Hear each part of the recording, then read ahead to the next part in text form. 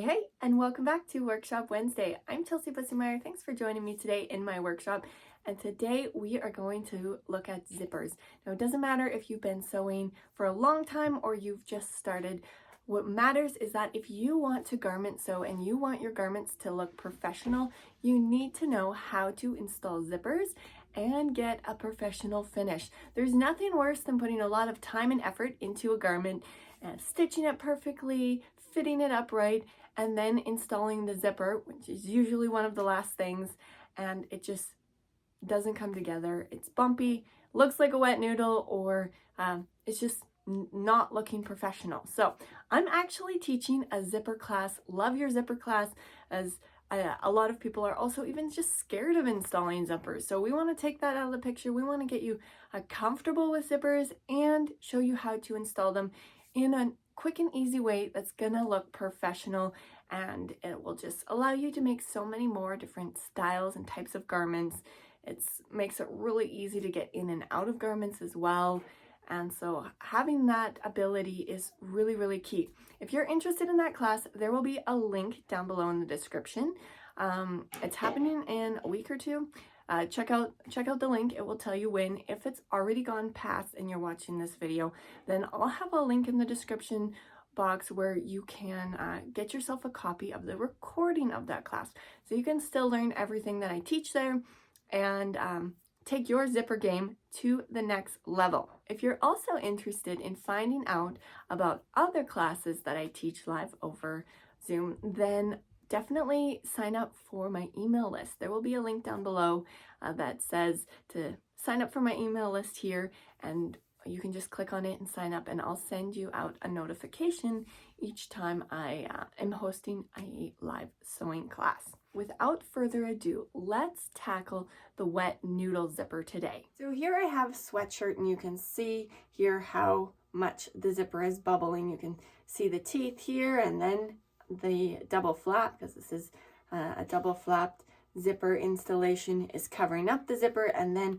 it just bubbles along. I'm just going to turn it sideways here. Maybe you can see it a little bit better. Oh yeah, look at that. It's just really wavy. Now, sweatshirts are a common place where you'll have this problem, and sometimes it doesn't happen till later on, after you've washed it a couple times and the sweatshirt material has shrunk together. But you will see this in brand new garments when you are installing a zipper as well, regardless of the type of fabric.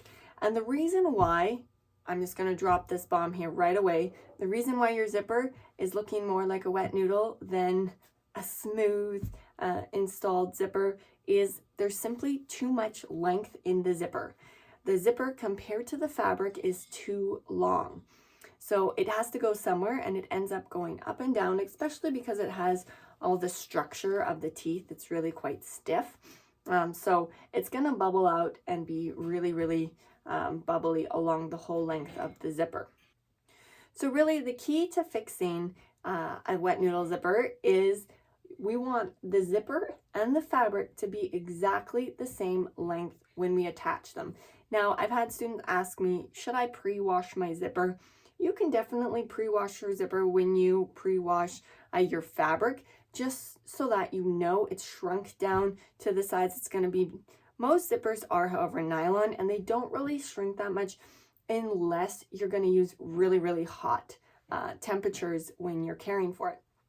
So I always recommend pre-washing your fabric with the method that you're going to do most regularly with it. So if you're not going to sort your laundry, then wash it with your regular settings. If you want to do a gentle setting, then that's all you need to pre-wash it. But test wash it using whatever setting you're going to use when the garment is finished. And then when you install that zipper, make sure that the length of the fabric and the length of the zipper where you're attaching the two together is exactly the same length.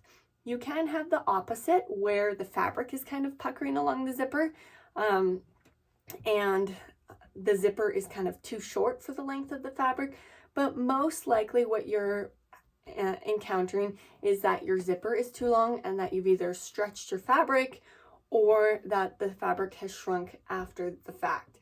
Now, a couple things you can do to kind of problem solve this is you can definitely check your pressure foot and see if you can adjust the tension of it, how much pressure it has when it is just clamping that fabric on your machine and feeding it through. Sometimes that will stretch out your fabric, so just letting up that pressure foot so that it's holding things in place but not stretching or pulling it. I do also find, depending on how slippery the fabric is, you might have the zipper and the fabric transporting at different speeds. So depending on if you have the zipper on top or the bottom, or vice versa, sometimes the feed dogs will really be grabbing into that fabric of the zipper and pushing it underneath, making more zipper transport through the machine as fabric, which is laying on top and just kind of pinched in between the zipper and pressure foot. So definitely throwing in some extra pins, hand basting it. I pretty much never hand baste the zipper at this point, but it can be helpful when you're first starting out to hand baste it to really get the result that you're looking for. So let's take this zipper apart and just see how much extra length is in this zipper. I always find it interesting to see what actually comes out the bottom once we've released the two.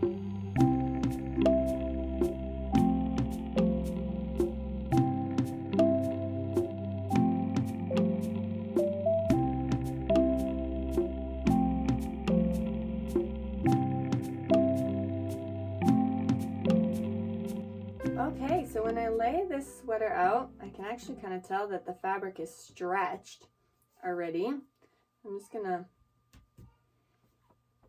shrink it back together, lay it down, and what happens when we lay the zipper back in place?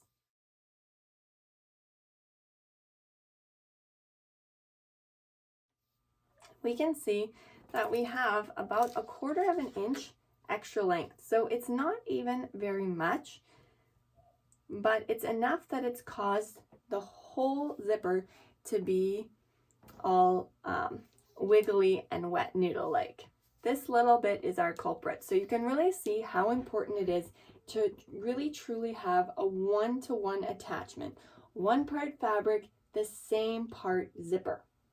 Since this is a metal zipper, the easiest thing to do would be to shorten it up here at the top. I've done a video on that. I will put a link to it in the comments as well, how to shorten a metal zipper. You can simply just take the teeth off with some pliers and then reapply the zipper stop with the length that you need. I'm going to just quickly do that and then reinstall this zipper so that I can show you how well the zipper could actually lay if it was properly installed. So here we are. Now we have the zipper reinstalled, and you can see that these flaps lay so much flatter and you can't see the teeth anymore.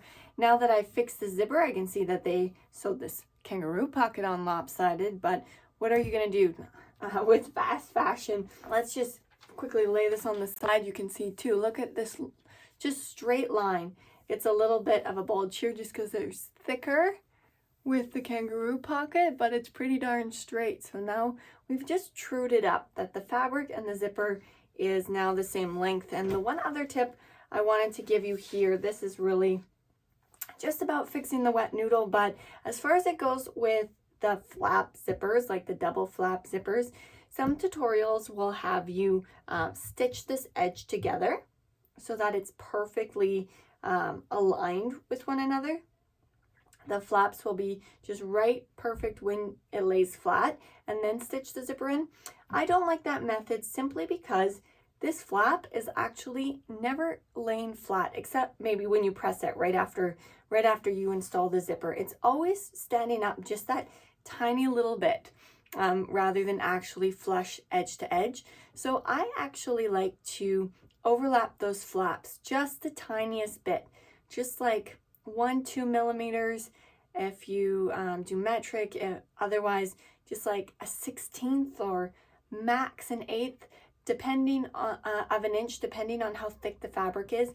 If it's a really thick bulky fabric, sometimes it will stand up a little bit more, those flaps. If it's a really thin fabric that presses in nice creases, it might stay fairly flat, especially if you have a delicate zipper, like maybe a dress zipper or something like that. So that's just an extra bonus tip, not in line with the actual topic of this video, but very, very much important if you're like me and you want that zipper to be like hidden under the flaps. Then those flaps just need to be that slight bit bigger.